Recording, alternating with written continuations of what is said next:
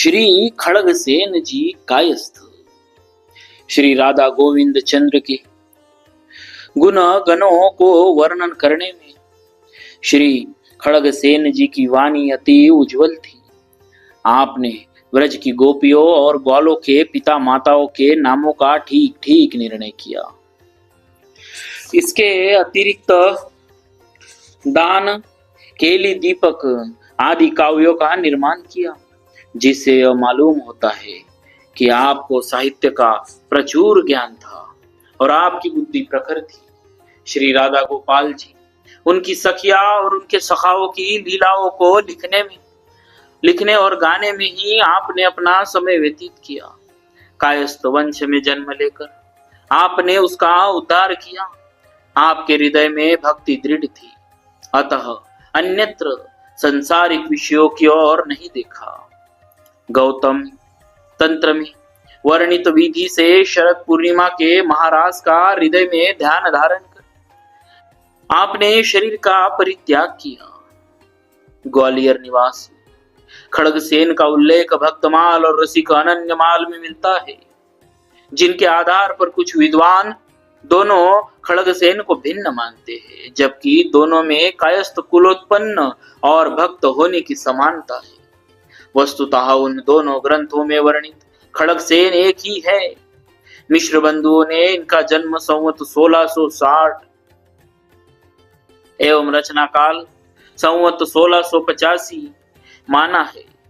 इस पर किसी प्रामाणिक साक्ष्य के बिना यह अनुमान मात्र है। इनकी दान लीला का रचना काल 1628 ईस्वी सन है, अतः यही इनका उपस्थित काल माना जा सकता है। कहते हैं खड़गसेन जी ने नीचे लिखे पद को गाते गाते अपना शरीर प्रभु पर निछावर कर दिया था। भक्तों, वो पद है, द्वै गोपीन बीच बीच नंदलाल, करत नित्य संगीत, भेद गति उंजनि गर्भ मराला, फरहत अंचल चंचल कुंडल, थहरत है उर्माला, मध्य रली मुरली मनोहर धुनि, गान बितान छयोति काला, चलिय झमकी झंकार बलय मिली, नुपुर किंकिनी जाला, देव विमाननी कौतुक मोहे, लखी भव मदन विहाला, खड़गसेन प्रभु रैन सरद की, बाड़ी रंग रसाला।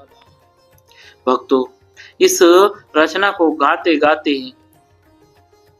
खड़गसेन जी ने प्रभु पर अपना शरीर निछावर कर दिया।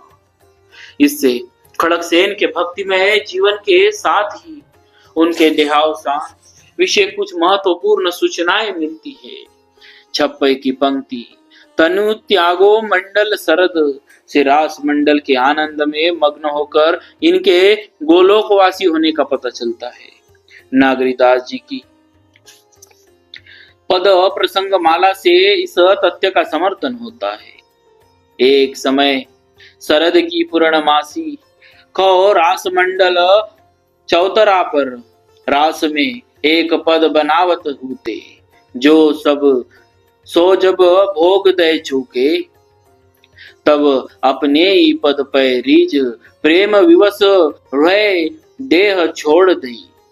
भक्तवर खड़गसेन जी ग्वालियर में निवास करते थे। आप रास के समाज में अर्थात रासलीला के आयोजन यथा समय करते ही रहते। एक बात शरद पूर्णिमा की रात्रि में महारास हो रहा था। उस दिन उनके ऊपर प्रेम का बड़ा भारी गाढ़ा रंग चढ़ा। वह भावावेश बढ़ता ही गया। आंखों में रास बिहारी जी की सुंदर छवि निरंतर समाती ही चली गई। तत्थेई कहकर नृत्य और गान करती हुई प्रिया प्रीतम की सुंदर जोड़ी को आपने अपलक नेत्रों से भली भांति निहारा, तो उसी समय मानसिक भावना से नश्वर शरीर को त्याग कर युगल किशोर की नित्य लीला में पहुंच गए।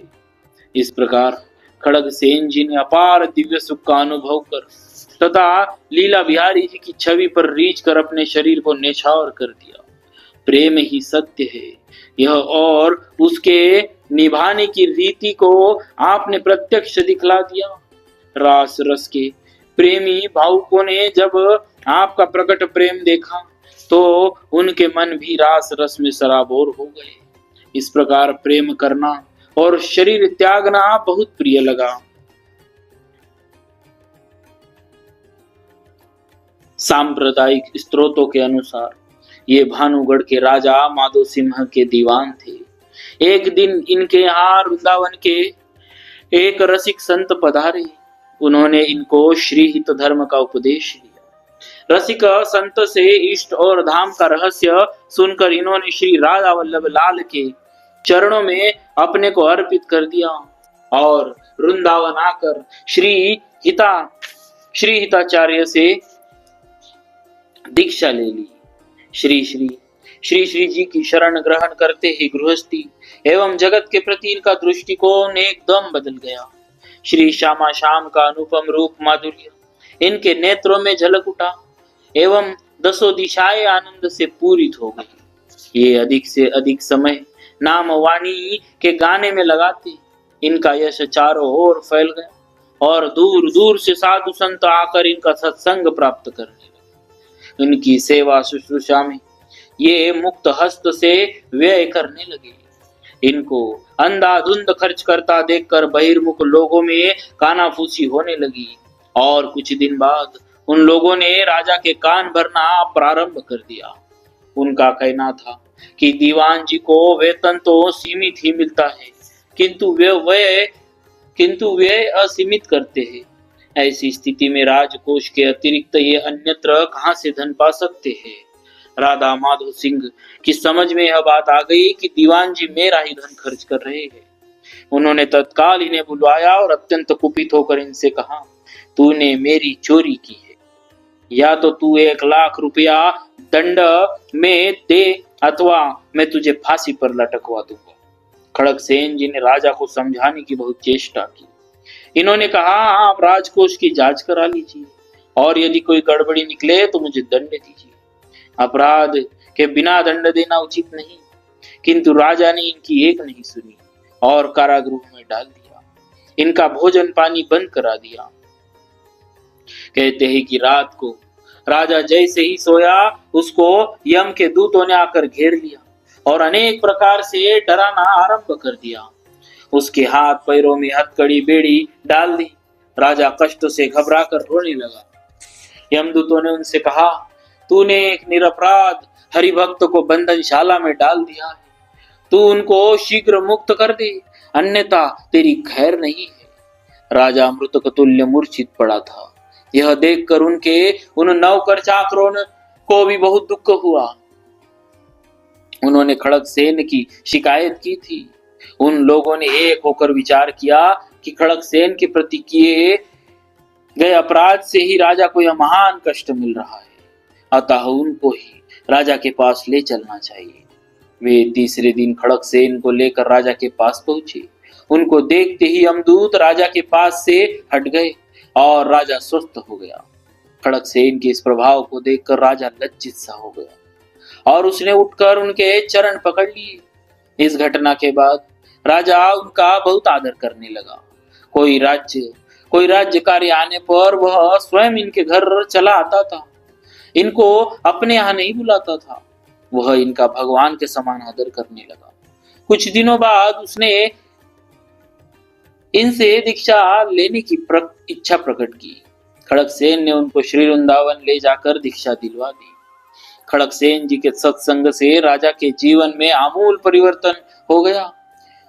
चरित्रकार श्री भगवत मुदित ने सत्संग की महिमा का वर्णन करते हुए कहा है कि मनुष्य को एकमात्र सत्संग ही सुधार सकता है। सत्संग से आनंद की प्राप्ति होती है। सत्संग संपूर्ण मंगलों का मूल है और सत्संग में ही भगवान का सत्य स्वरूप प्रकाशित होता है। सत्संग से विश्वास की दृढ़ता होती है और आध्यात्मिक सुखों का प्रकाश होता है। सत्संग में ही रास विलास है। और सत्संग में ही श्री वृंदावन वास है। खड़गसेन ने अपना शेष जीवन सत्संग में ही व्यतीत किया। चौथी अवस्था आने पर इनकी बुद्धि एवं शारीरिक बल सवाए हो गए और ये श्री राधा वल्लभ लाल की रसात्मिका सेवा में काल यापन करने लगे। इनका महाप्रयाण आराध्य की भाव सेवा करते हुए हुआ। भक्तों, ऐसा चमत्कारिक और भक्तिमय जीवन चरित्र रहा भक्तराज श्री खड़गसेन जी का।